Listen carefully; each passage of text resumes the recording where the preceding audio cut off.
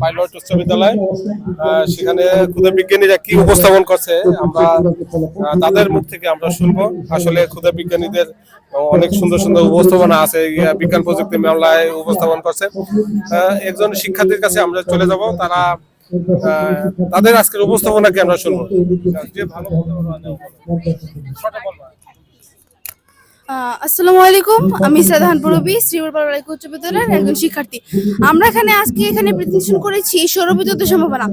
আমরা যদি আমাদের দেশকে স্মার্ট বাংলাদেশ হিসেবে পৃথিবী মানচিত্রে উন্মোচিত করতে চাই, তাহলে আমাদেরকে অবশ্যই উন্নয়নের দিকে অগ্রসর হয়ে যেতে হবে।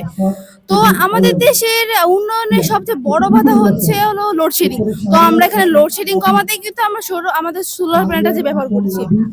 বাংলাদেশে কিন্তু সূর্যের আলো পর্যাপ্ত পরিমাণে পাওয়া যায়, জার্মানি থেকে কয়েক গুণ বেশি। তাই আমরা এখানে সব জায়গায় সোলার প্যানেল ইউজ করেছি। প্রথমে আমরা গ্রামের দিকে চলে আসি।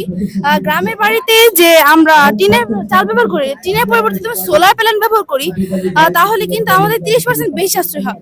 আপনি বলতে পারেন, হ্যাঁ 30% কিভাবে সাশ্রয় হবে?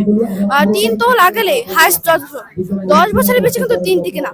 কিন্তু আমরা যদি সোলার প্যানেল ব্যবহার করি, তাহলে অনায়াসে 30 বছর চলে যাবে। এবং আপনি তো বলতে বাংলাদেশ হলো নদীমাতৃক দেশ, এখানে অনেক ঘূর্ণিঝড় বন্যা সব হয়ে থাকে।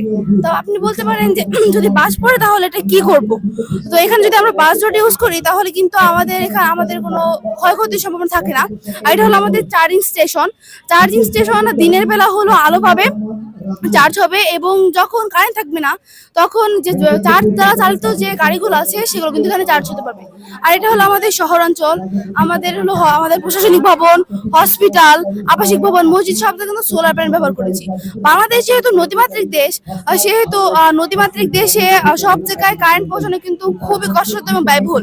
সুতরাং কিন্তু সোলার প্যানেল কিন্তু খুবই স্বল্প মূল্য এবং জায়গাও কম লাগে। এই জন্য আমরা এখানে সোলার প্যানেলটা ইউজ করেছি। ধন্যবাদ। ধন্যবাদ শ্রীপুর পাইলট উচ্চ বিদ্যালয়ের শিক্ষার্থীদেরকে, তারা সুন্দর একটু উপস্থাপন করলো। অসংখ্য ধন্যবাদ তোমাদেরকে।